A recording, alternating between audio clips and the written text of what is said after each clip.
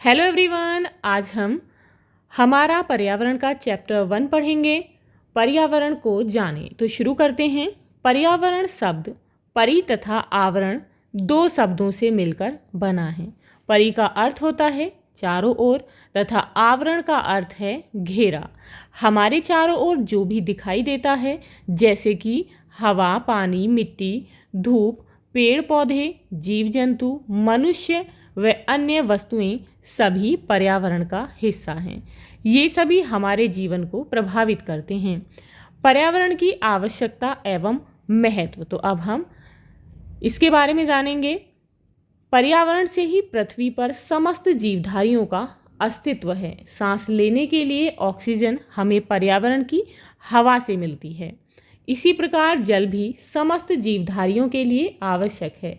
यहाँ तक कि हमारी मूलभूत आवश्यकताओं अर्थात भोजन, कपड़ा और मकान की पूर्ति भी हमारा पर्यावरण ही करता है। अन्य जीवों को भी भोजन और आवास पर्यावरण से ही मिलता है। पर्यावरण के प्रकार, यानी कि पर्यावरण कितने प्रकार का होता है, तो पर्यावरण को हम दो भागों में बांट सकते हैं।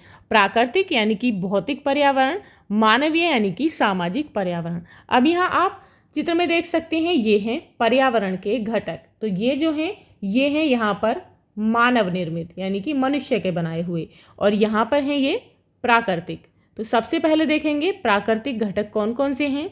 तो प्राकृतिक हैं, यहाँ पर ये है सजीव जैवमंडल, यहाँ पर स्थल जलमंडल है, और ये है वायुमंडल, और यहाँ पर है जलमंडल। तो ये कैसे घटक हैं, ये है प्राकृतिक यानी कि प्रकृति के द्वारा बनाए गए हैं। मानव निर्मित में है इमारतें, पार्क, पुल, सड़क, स्मारक और उद्योग। तो यहाँ पर आप समझ सकते हैं कि पर्यावरण के मानव निर्मित घटक कौन से हैं और प्राकृतिक कौन से हैं।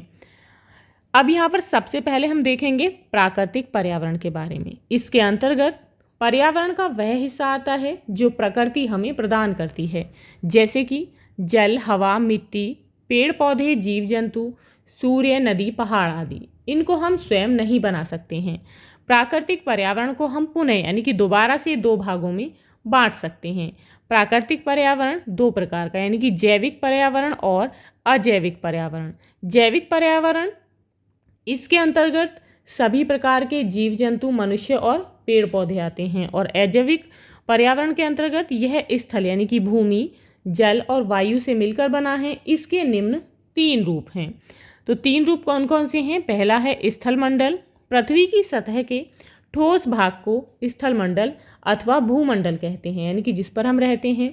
इसके अंतर्गत पर्वत, पठार, रेगिस्तान, मैदान आदि आते हैं। नेक्स्ट है जलमंडल। पृथ्वी के जल वाले सभी भागों को सम्मिलित रूप से जलमंडल कहते हैं। पृथ्वी का 3/4 भाग जल से घिरा है। इसके अंतर्गत महासागर, सागर, नदी, तालाब, झील, नहर, नाले आदि आते हैं। नेक्स्ट है वायुमंडल। पृथ्वी के चारों ओर पाई जाने वाली वायु वायुमंडल का निर्माण करती है। वायुमंडल में oxygen, nitrogen, carbon dioxide, argon आदि गैसें पाई जाती हैं।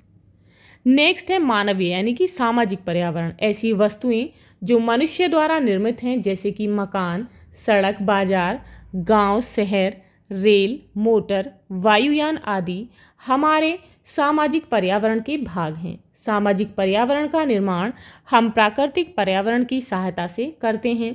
घर परिवार, गांव, शहर, बाजार, पंचायत, थाना, डाकखाना, विद्यालय, अस्पताल, कल कारखाने आदि संस्थाएं सामाजिक पर्यावरण के अंग हैं। अब यहाँ पर हम समझ सकते हैं पर्यावरण को दो भागों में बांटा जाता है, प्राकृतिक पर्यावरण और मानवीय यानी कि सामाजिक पर्यावरण। तो प्राकृतिक यानी कि भौतिक पर्यावरण में कौन कौन से आते हैं, तो इसमें आता है जैविक पर्यावरण और अजैविक पर्यावरण। तो जैविक पर्यावरण में क्या क्या चीज़ें आती हैं, पादप और जंतु। अजैविक में स्थल मंडल, जलमंडल और वायुमंडल।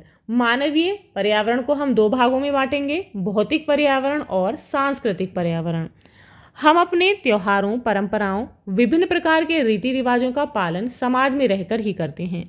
मेलों, उत्सवों, नृत्य, कला एवं संगीत संबंधी कार्यक्रमों का आयोजन भी समाज में ही होता है। इनसे मिलकर हमारा सामाजिक पर्यावरण बनता है। अब यहाँ पर नेक्स्ट है जीव जंतुओं की पारस्परिक निर्भरता। हमारे प्राकृतिक पर्यावरण की रचना जैविक व अजैविक घटकों से मिलकर हुई है, जिसमें दोनों घटक एक दूसरे को प्रभावित करते हैं। ये दोनों घटक एक दूसरे के पूरक हैं। हरे पौधे सौर ऊर्जा का उपयोग करके अपना भोजन स्वयं बनाते हैं, इसीलिए ये स्वपोषी कहलाते हैं। सभी जीव जंतु भोजन के लिए प्रत्यक्ष या अप्रत्यक्ष रूप से पौधों पर निर्भर हैं। पौधों से अपना भोजन प्राप्त करने वाले जीव शाकाहारी कहलाते हैं। उदाहरण हिरन, खरगोश, गाय, टिड्डा आदि। इसी प्रकार कुछ ऐसे जंतु होते हैं जो शाकाहारी जंतुओं को अपने आहार के रूप में लेते हैं। इन्हें मांसाहारी जंतु कहते हैं, जैसे कि शेर, बाघ, भेड़िया आदि। मांसाहारी जंतु विभिन्न प्रकार के जीवों जैसे कि मेंढक, मछली, हिरन, सांप आदि को आहार के रूप में ग्रहण करते हैं। अंत में सभी जंतुओं का अवशेष फिर से मिट्टी में मिल जाता है और इस प्रकार प्राकृतिक पर्यावरण का यह चक्र निरंतर चलता रहता है। तो ये था आपका चैप्टर 1। आई होप आपको ये अच्छे से समझ आ गया होगा। तो मिलते हैं नेक्स्ट वीडियो में इस चैप्टर के क्वेश्चन आंसर्स के साथ। If you like this video, please like and share, and if you are new on this channel, please subscribe the channel. Thank you.